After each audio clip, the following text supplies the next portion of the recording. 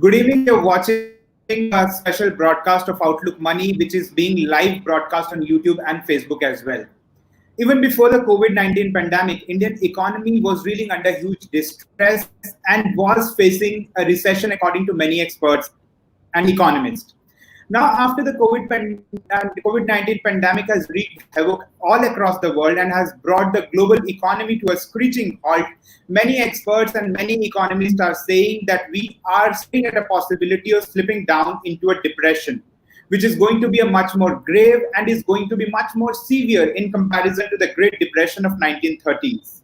So in order to get all these answers and to know in which direction the global economy and the Indian economy is heading, we are delighted to be joined in by Professor Jayati Ghosh, who is one of the leading economists of the world. So thanks, Professor Ghosh. Thanks for joining us. It's a pleasure. So, Professor Ghosh, as we know that the global economy has been brought to a screeching halt due to this COVID-19 pandemic. So, post-COVID-19, how do you see the world economic order? Well, it's going to be very difficult because we've never actually experienced anything like this before. We've never had a simultaneous stopping of the economy in most regions of the world, with both demand and supply being hit. So, of course, there are massive attacks on demand. People are losing employment, people are losing incomes, even the ones who are retaining their jobs are getting lower wages. And so there's a huge reduction in demand. But what is also interesting is that you're also stopping supply. You're stopping production in many areas.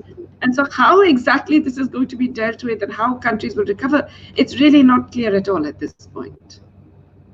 And we already know that before COVID-19 pandemic, Indian economy was already facing a slowdown, and many economists at that time also flagged that we were facing a recession. So now Indian economy has been put under lockdown till May 3rd. So what is your assessment of the Indian economy? In which direction the Indian economy is heading? It's falling off a cliff. We were already actually rolling downhill. We were already significantly worse as an economy. It's possible that we were already in recession because this was not an economy with much dynamism. Investment was falling, consumption was falling, employment was falling, pretty much everything you can think about, and agriculture was in distress. Now we have this extraordinary thing where you're stopping production, where you're stopping the possibility of people earning incomes and doing any kind of positive multiplier effects and so on. And so it's absolute devastation, really. So I do not know how medium, small and micro enterprises will survive this. They have just about managed to recover after demonetization, and GST was still affecting them. And now suddenly you're doing this to them. You're really stopping all activity. You're breaking supply chains. You are eliminating the sources of demand. And you know that in future, at least for the next 6 months, people are going to come out of this lockdown when it ends with dramatically reduced incomes and purchasing power. So, ma'am, we are also, many economists have already warned and flagged the concern that we are looking at a possibility of slipping down into a depression, which is going to be much more worse than 1930. So what is your take on that? Yes, I think there's an absolute possibility of this. And you see, many of the features of that global depression are already with us. And on top of that, then we have this extraordinary thing which is going on inside, that you're not just, you see, even during this Great Depression, you didn't stop people moving. You haven't stopped mobility. You haven't stopped, enabling people to go out and work if they could find work. Now you're not even allowing that. You're not allowing transport. You're not allowing travel. So all kinds of things will stop. The other thing, which is, I think, is a real source of concern, is that, you see, when 1929 happened and the world remained in depression for at least 5 years after that, it was also because there was a clear absence of a global leader who was willing and able to take the responsibility for doing the fixing up, and basically there are 3 things that a global leader has to do. It has to actually provide discounting in crisis, be a lender of last resort. It has to provide counter-cyclical lending, and it has to provide markets for the rest of the world. And this can only be done by a country that actually has a global reserve currency. So currently the US. At the moment, the US is not willing to take this role. We have President Trump, who says America first, who wants to be competitive with other countries rather than take on any responsibility in terms of a coordinated recovery. And so I fear the worst, actually. I think that there will be some recovery in the US and Europe because they are putting huge resources into recovery. But for the rest of the world, we are in very, very grave circumstances. And when India is under the lockdown till May 3rd, suppose if this lockdown is lifted on May 3rd, how much time, according to you, Indian economy will take to restore normalcy? I don't think this lockdown is going to be lifted on May 3rd because you see, to do that, you need to have a clear game plan. If the authorities intended to actually remove the lockdown, they would have been telling us right now. We're not very far away from May 3rd. We're just a few days away from May 3rd, 5 or 6 days away. They would have been telling us these are the steps we have taken so far during the 5 weeks or 6 weeks that you were under lockdown. These are the things that we're going to do. These are the phases in which we're going to open up certain activities. All of that would have started already. It's very clear they have done nothing over these 5 weeks, and therefore they have no plan, and therefore they cannot lift the lockdown. So unfortunately, it's going to continue. I say unfortunately because I think the costs of the lockdown are much greater now than the health costs even are actually greater than keeping a lockdown going. And many industrialists are already saying that we have already saved lives, now it's time to save livelihood. So do you think that the government should, yeah, do you think that the government should think about lifting the lockdown and to restore normalcy, because this pandemic is not going to be controlled in a very short span of time? First of all, I think this division between lives and livelihood was always wrong, especially in India, where so many people's lives depend on their livelihood. And we've seen that with migrant workers, with informal workers, with people who are literally starving today because they're not able to earn, to eat. So I do not agree with this distinction that, we're saving lives and therefore you can live. It's fine for us. We can maintain social distancing, we can be in our homes and we can survive. But for most of our population, and certainly for the bottom half of our population, this is actually a death sentence. We are going to get many, many more people with other morbidities, weakened by this, much more actually exposed to the disease simply because they will have poor nutrition, they'll be starving.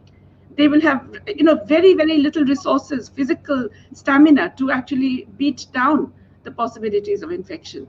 So I think this has been a terrible, terrible way of dealing with a public health issue. It's been a law and order kind of a thing rather than a public health approach. There's no attempt to take people along and do a participatory democratic thing, other than Kerala, which I think has tried to do that. Very few states have done this.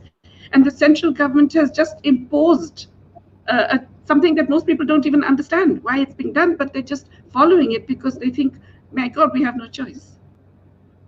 Ma'am, now we are taking one question that we are getting right now from Mr. Arindam Mukherjee.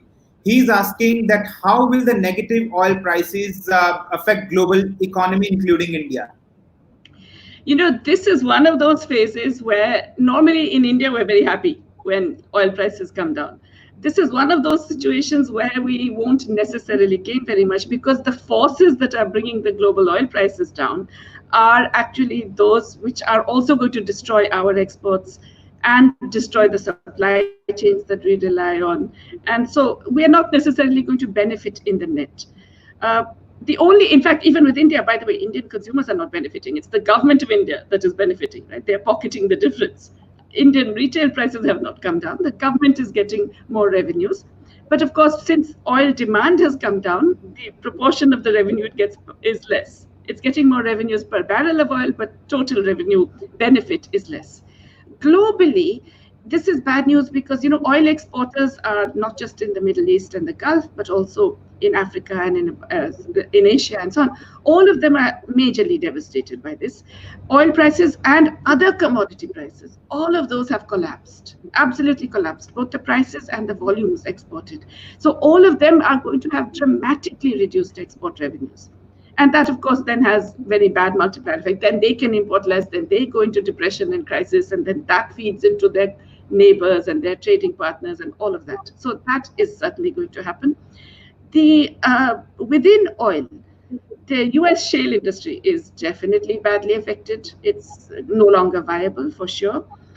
Other oil industries, it's not very clear now how long that will actually last. But you see, it's a peculiar thing because if you look at it in terms of medium-term sustainability, the oil industry is one where we should have been investing less. We should have moved away from these very carbon-intensive industries, fossil fuel industries, and into more renewable forms. The difficulty is that even renewable energy is actually in distress now because of the fact that overall energy demand has collapsed. Ma'am, next question that we are getting is from Anak Pal. He's asking, is not India doing pretty well as far as controlling the pandemic is concerned? Or could we have handled lakhs of deaths if we compare with US and UK?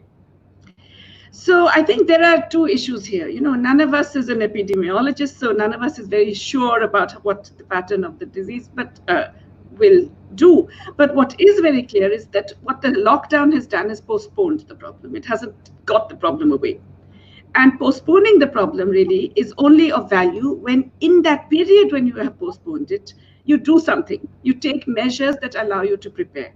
So the point of the lockdown was really for the government to prepare to get in place conditions that would allow it to deal with the inevitable surge in cases. There will be a surge. It will come later, but it will come. Now, how are we going to deal with it? This is the time. If the government can tell the people of India, you have to do this and obey the most stringent regulations and sacrifice your livelihoods and starve for this case, then the government also, it's incumbent on the government to tell us what it is doing. What has it done in terms of increasing the testing, making sure that the testing is adequate, making sure that it is isolating the cases that it's found, and doing the tracing to make sure that people do not get infected and that those who need to be quarantined are quarantined, rather than doing a mass quarantine, which is the lazy way out. What is the government doing to ensure protective equipment for the nurses, doctors, ASHA workers, all the people who are frontline, sanitation workers, food delivery workers? What is it doing to protect them? What is it doing to actually ensure we have enough hospital beds? What is it doing to ensure enough medical volunteers to deal with the surge when we get a surge? So my concern is that, okay, you have made the country sacrifice this on the grounds of saving lives and endangering many lives as a result. In that period, you should have justified that terrible cost that the whole population is paying by putting in all of these measures. So I would like to see a press conference by anybody telling us what they have done exactly and how much of this will be covered and how will we then deal with the increase in cases, which will have to happen, which is very clear. It was also there in the reports made by the government's own advisors and task force that this is postponing, it's delaying the surge, it's not getting rid of a surge. We are getting another question from Mr. Tushar Ghosh, who is asking what should be ideal stimulus package that is required now to revive the economy? So, we really need a massive fiscal stimulus because we have a complete collapse of demand. People simply don't have incomes. And in that situation, obviously, investors also are not going to invest. And it cannot just be that you get the RBI to lower interest rates and so on. That won't be good enough, because people will not borrow when they have no incomes, when they have no incentive to invest, when there's no market really for anything to go on. So what we must do now is a massive injection of demand through the public. And how should that happen? Immediately you do cash transfers. Well, okay, immediately you provide food to the starving people. We are sitting on 77 million tons of grain. I cannot understand for the life of me why the government is not distributing this to state governments who are begging for it, who are asking it because they need it desperately for their public distribution system, for their community kitchens, for all the measures that they're taking to feed people. We must transfer 40, 50 million tons of grain free. It is costing the government 5 rupees 60 paisa per kilogram to store the grain. It is costing them money to hold on to the grain. They should release this grain free. This is a national emergency. And the net cost of this to the budget will be about 50,000 crore. That's nothing at the current situation, okay? Second, it must do cash transfers of at least 5,000 to 7,000 per month into every household that is affected, which means all MNREGA households, all Jan Dhan households, all of those who are registered with the National Food Security Act, all of those who get pensions, or you can find many lists of beneficiaries. Make sure you get this through, because we know that at least 80% of our workforce is affected. We must make sure that this 80% of the workforce gets 3 months of minimal survival. So 7,000 rupees per month per household to all of these. Again, it will not be that much. The government can afford it. That, and then in addition, of course, various other measures to revive certain sectors, medium, small, and micro industries, agriculture. You will need to do all of these things. Doing all of that, you cannot do it with less than 5% of GDP. I would say around 7% of GDP. But this is the time to do it. Across the world, governments are spending anywhere between 5 to 20% of GDP. 20%. The US expansion was 11% of GDP. Japan was 20%. Even other developing countries are spending between 7, 10, 11% of GDP. So we're suggesting a relatively modest one. So far, our additional so-called stimulus was 0.5%. Nothing. It's a drop in the ocean. It will make no difference when the economy is collapsing. Now, you need to spend that money now, because if you don't spend it, in fact, your economy will fall further and your tax revenues will also fall. And so you'll end up with a large fiscal deficit anyway. So, ma'am, next question is that IMF, International Monetary Fund, projects India's growth rate at 1.9% in 2020 and 7% in 2021, while Goldman Sachs projected 1.6%. So what is your projection, seeing the current state of affairs in the India? I think that's absurd. There's no question that this is an economy that is in decline. Output is contracting. I mean, obviously, right? Everything stopped. You can't stop production and say we're growing. What does it even mean? So I think that is an irresponsible and absurd calculation. Pretty much all the people I have talked to, economists and others, are saying that we're going to get something like some negative 2 to 5% fall.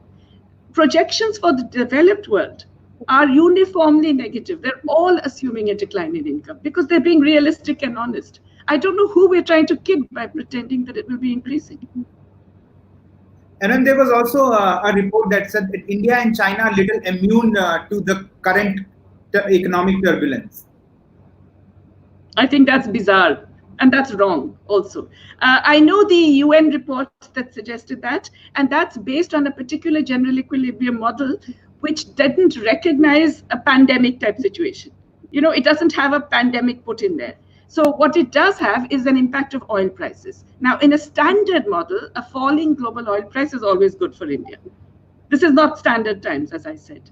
And right now, you cannot assume that India is going to be immune at all. In fact, it's not just that we're not immune, it is that we have created our own domestic economic catastrophe. There is another question that Mr. Mukherjee is asking, is there room for more interest rate cuts, or would a further cut in interest rates be detrimental to savings of people? No, there is probably room, and interest rates will be cut, I think. But I don't think cutting interest rate is the big solution right now. Interest rate cuts will be beneficial maybe right now for government, which should be the investor. What I think should happen instead is that the RBI should just be buying government bonds like no tomorrow. In other words, the role of the central bank today is to monetize a fiscal deficit, is to actually provide the resources for the government to go out there and spend, and to enable growth to revive. I think that's the real role that the central bank should play today. And next question that many experts are saying that the government should spend without taking into consideration the fiscal deficit. This is not a time to take care of a fiscal deficit and should print more money, but that could lead to inflationary pressure as well. What's your take on that? So look, what is this belief that just printing money is more inflationary than other forms of a fiscal deficit? It's basically the idea that you have a limited supply and then you bring in excess demand, and that's why you get inflation, right? That's how it's supposed to work. Here we know demand has collapsed. Demand has absolutely collapsed because people have no incomes and investors are not going to invest right now. So you have to revive demand. So number one, you should be spending to revive demand. It will not be inflationary as long as you have excess capacity, okay? But the other thing is that yes, you will get supply bottlenecks because you've cut production. Yeah, you have stopped production. There will be supply bottlenecks emerging because those things will take time to emerge. So some of that money that the government is spending, it should be devoting to ensuring that there are no supply bottlenecks. Making sure that the essentials, that elements of mass consumption, etc., are all being produced adequately. At the moment, we realize that they are not. Even drugs, the pharmaceutical companies are operating at 20, 30% of capacity. So we need to ensure that all of them keep producing. then you will not get inflation. Inflation will only happen if there are supply constraints. Right now, there aren't. So, this whole notion that printing money will be inflationary, that's nonsense. And let me just, by the way, tell you that, anybody who used to think that should have realized over the last 10 years, the global economy has produced more money supply, more liquidity in the last 10 years than it has in the last 100 years. Yeah.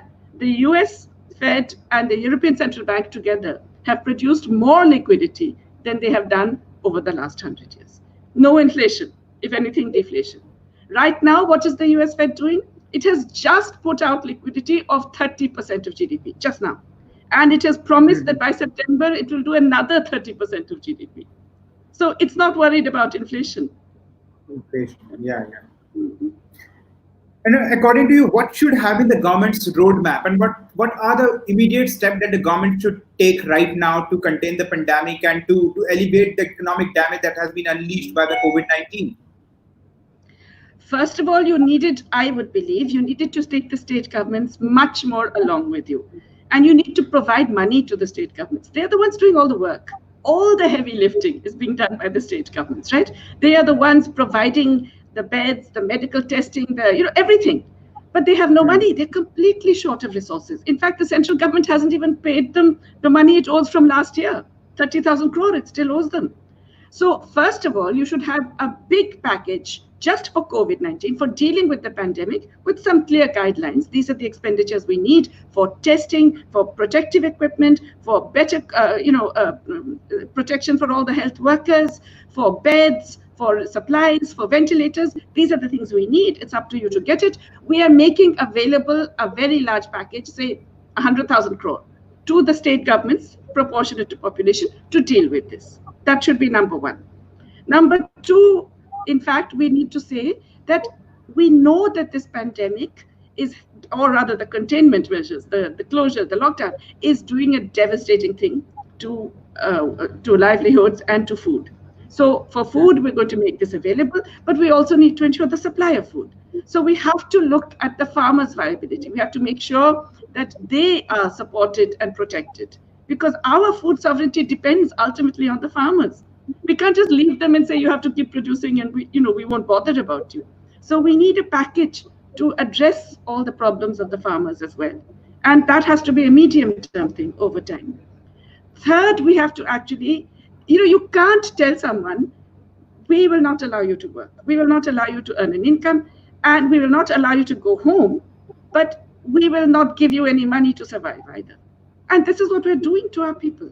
We're saying we will not allow you to earn any incomes, but we will not give you any money to survive while you cannot earn an income. That's unthinkable. No democracy should have this. We must give them basic minimum incomes to survive over 3 months, 6 months, whatever period. Because even after the lockdown ends, it will take a while before they get their jobs back, if they ever get their jobs back. And then in the medium term, we really need a very clear plan for recovery, because we have destroyed so many industries. We have destroyed so many educational institutions. We have destroyed so many activities. And bringing them all back is not going to happen on its own. So we need a plan. Unfortunately, this government doesn't believe in planning so far. And that's part of the problem we have today, that nothing is planned. It's all just done, and then they're kind of hastily trying to sort it out somehow or the other.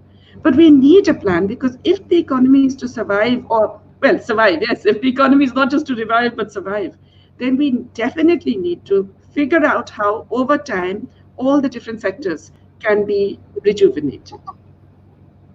And then we have also seen that how RBI has slashed repo rate and reversed repo rate. So according to you, what would be the impact of COVID-19 on Indian banking system? That's a tough one, because many people will not be able to repay loans. So there is going to be, it's one thing to simply delay payment, the moratorium, but that doesn't solve the problem. It just pushes the can down the road. And it is quite likely that many industries will simply be unable to pay. And so if you're not going to have a disorderly default, you need to have planned restructuring, which means that it's the RBI and the government that have to get together and actually generate a plan for debt relief. And it shouldn't be across the board, but it should be definitely all the micro, small, and medium enterprises and agriculture. But it should also involve those sectors that you are very, that are very important to sustain. And you have to make sure that any relief, and whether it's debt relief or it is other kinds of bailout that you give large corporations, is not then frittered away in other ways. You have to put some conditions so that they actually use that money to remain and to invest. And then my next question, Rajiv Kumar, Vice Chairman of Niti Aayog, has said that India is going to see very strong economic rebound post-virus, post-COVID-19.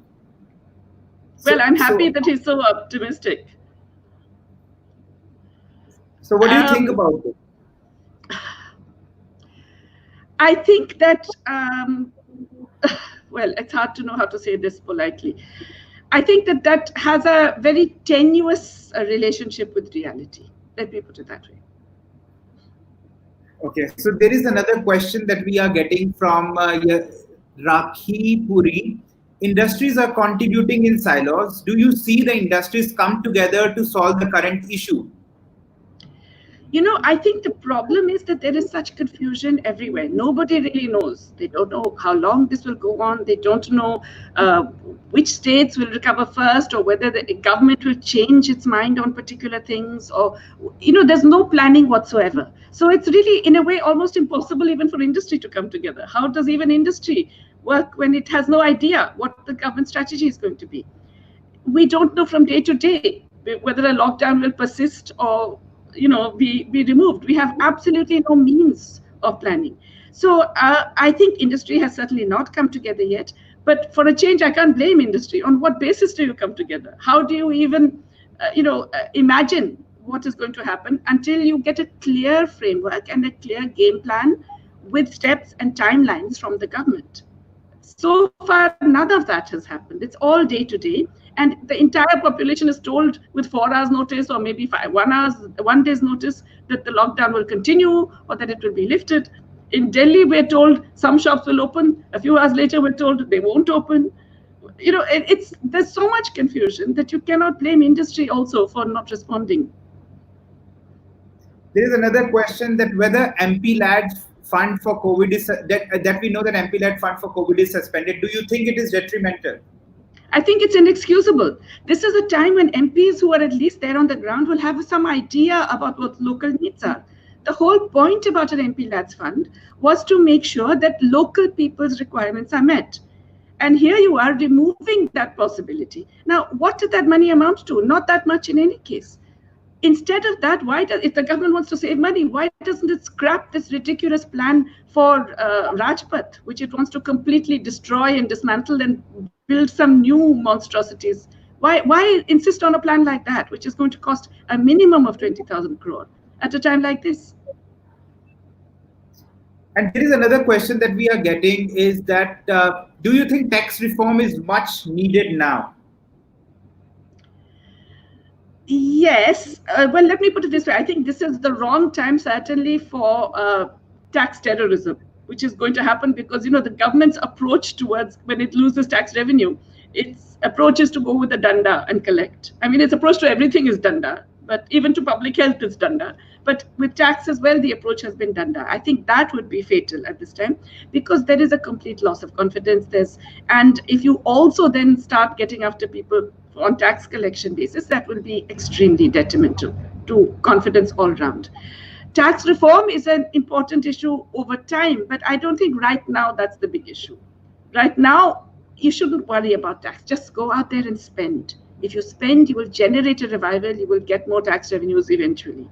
But if you just sit there and say, oh, I don't have money, so I'm not going to spend, then you're going to actually push the economy into further disaster.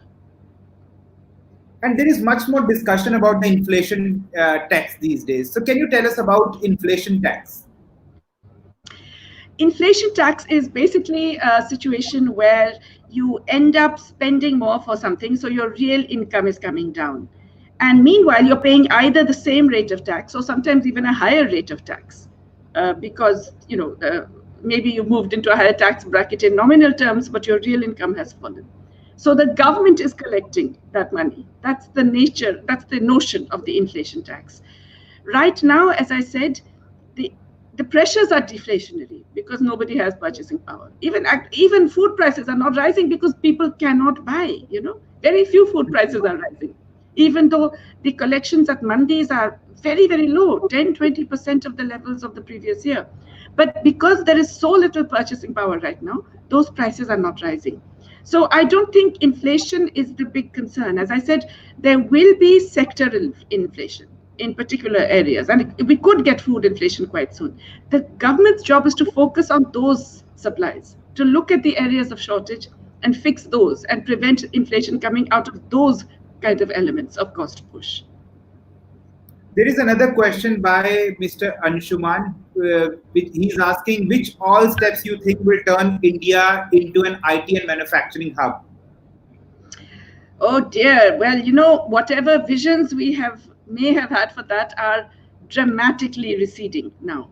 This whole Make in India thing, it didn't really take off, and we know that.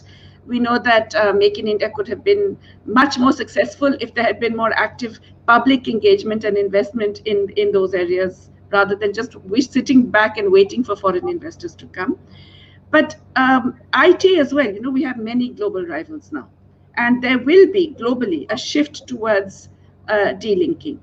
Trump has already put that in place, but this is bipartisan. Even the Democrats don't want more subcontracting and offshoring to countries like India and so on. So IT, there is definitely going to be a significant pressure, and there will be reduced demand for Indian IT outside the country.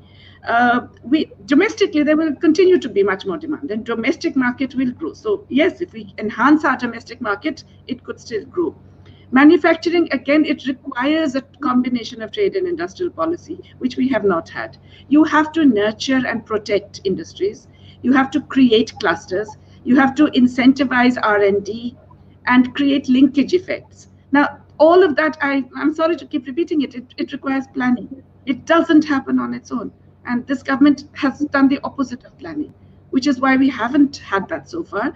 India still has the potential, but it will require a major change in approach.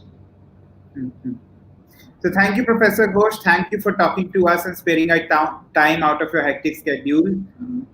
And we will be back with yet another Outlooks broadcast next time. Till then, stay safe and stay at home. Bye, everyone.